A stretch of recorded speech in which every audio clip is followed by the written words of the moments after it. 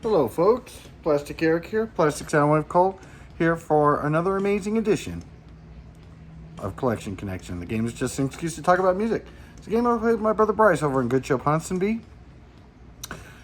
Every Monday, I make a video about a record or a album in my collection, and my brother Bryce will find a connection in some way or form, either through the artist, the band name, the artwork, its accomplishments, any kind of thing like that. And on Thursday, on his channel, Good Show Ponsonby, he will show an album that he's connected to the one that I talked about. And then I, on Monday, will make a connection to that album that he talked about, doing the same rules and everything. And hopefully you can guess what the actual connection is.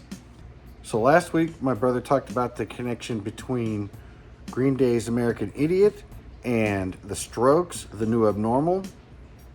And the connection between those two albums were they were both Album of the Year Grammy winners. And so nobody was able to guess that particular connection. Maybe it was because there's a little bit of distance of time in between the two albums. But yeah, that was the connection. And unfortunately, nobody got it. So before I make my talk about my album that I connected to The Strokes, The New Abnormal, I have not listened to a lot of Strokes. It's probably surprising to some people. I know that they are a huge band for a lot of people. A big part of that garage movement in the 90s. Along like with White Stripes and maybe the Shins and a couple of, there was like a garage band revival for a little while there, and I'm pretty sure that these guys were a part of it. And I remember it, the last Strokes album that my brother talked about was Is This It? I believe is the name of the title of it. And it seemed like it was a bit more rocky, a bit more garagey. The New Abnormal is not that whatsoever. It sounded completely different than what I was going to expect it to sound like. And that's not a bad thing. It's definitely much more polished. Definitely more poppy. Feels heavily influenced by dance music. Made me think in some ways of Broken Bells. But it was not bad. The title track, the adults are talking, or not the title track, but the first track, is a good tune. I believe that was one of the singles off this album. The guy has a very interesting vocal range.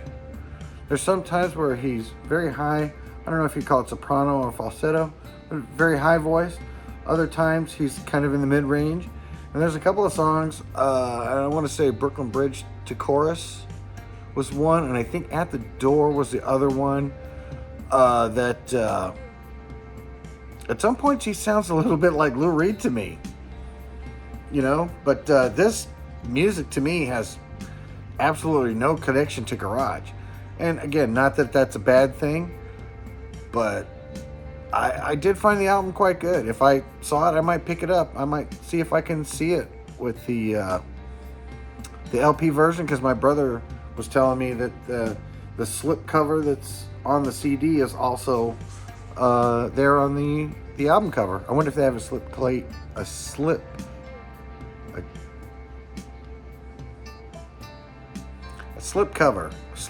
for the cassette too. That would be interesting if they even made a cassette version of it. But it'd be interesting if they all had the slip cover on them. Overall, I found the album to be quite pleasant. I listened to it actually a couple of times because it's still very catchy. I have a hard time disseminating the songs from each other necessarily. I'm not whistling any tunes from it yet, but my memory is not as sharp as it used to be. Plus, I think when we had albums as kids, we had time in between buying the next album because we had to save up our allowance money. Or when I was a kid, it was delivering newspapers, and you save up that money, and maybe once a week or once every other week you could buy a record, which in that time you were playing that record you bought last time to death. And so I think with a younger memory and the fact that you would listen to these songs over and over and over again, you tended to be able to remember them better. And so with that, what did I connect it to?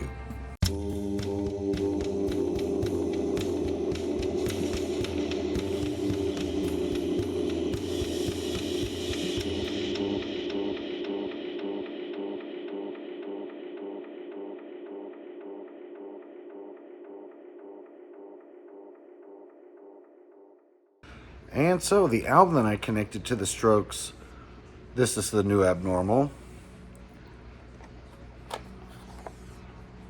New Order, Power, Corruption, and Lies.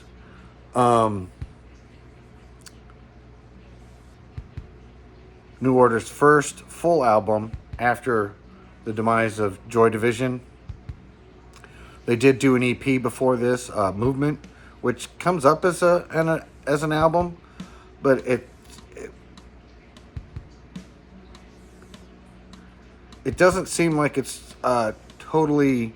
It feels more like an EP. This is, to me, felt like their first real album. Very interesting design on it. The fact that they got the picture here, and it's not the whole thing here. It's only a part of it on the cassette. I do have it also on CD. Looking for it on vinyl. I'd get it on vinyl. Is a picture of, I've heard it called roses. I've heard it called a basket of roses. And so Peter Saville went and got this picture from the National Museum in England and was able to reproduce it to make this album cover for the band New Order. And he worked on, I believe, Joy Division covers and their covers. God, this thing is really tough to not get any reflection in. But, in fact, you know what? I'll just take it out of the case here.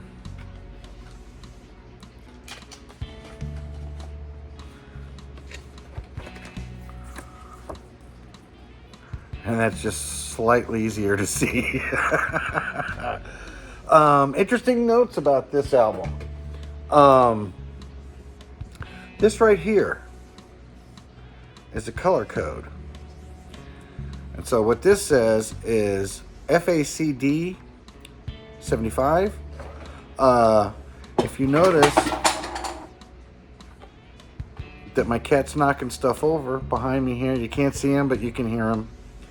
You notice that it's slightly different colors on the CD or on the cassette.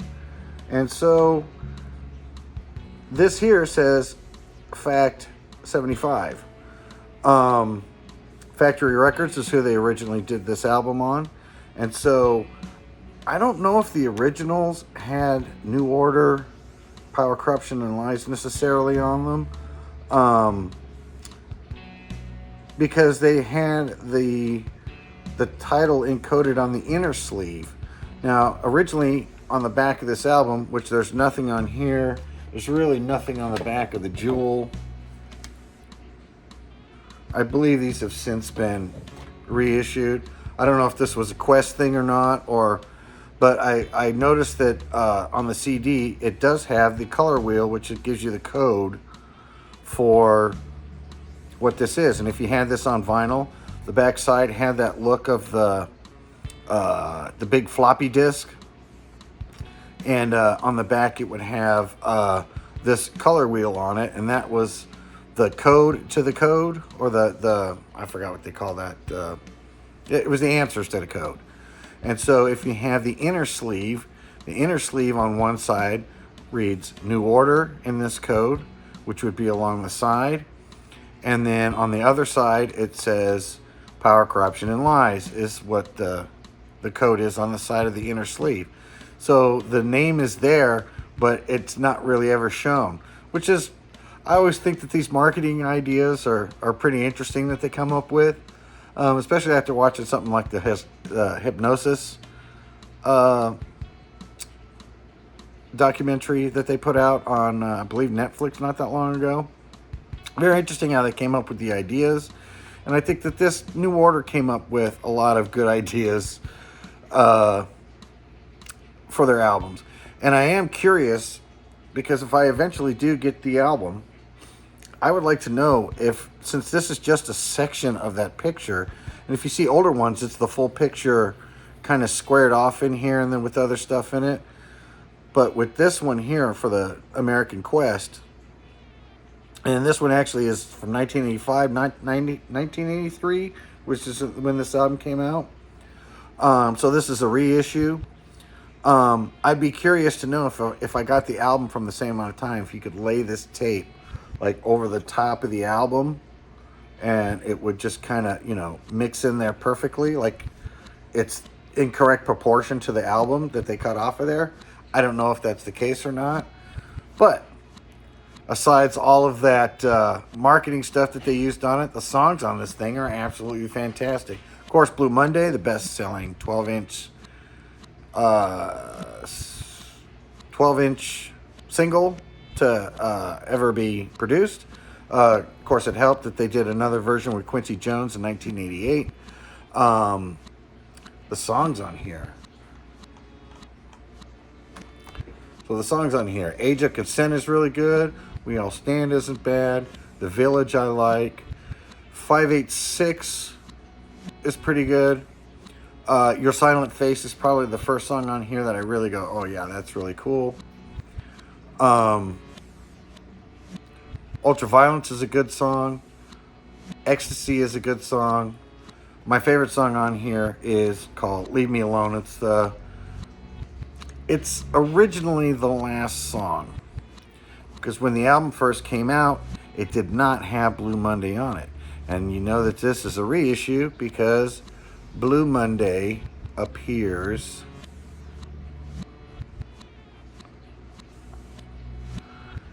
so you know that this is a reissue because Blue Monday and The Beach, which is the B-side to Blue Monday, appears on this particular cassette. And I believe my CD is from a few years later, I think around 87, 88, about the time that Substance 87 came out, I think is when I got this. And it also has The Beach and Blue Monday on it. Whereas the original, when you got it in England, that was not the case. Those songs were not on there. And so when I put the little thing up here that shows what the track listing is, I'll have Blue Monday and The Beach in quotations, so that way you see that they're not originally on the original album. And so with that, I think I have wasted way more of your time than you need to have wasted. So with that, I hope you all have a good day, and I hope you can figure out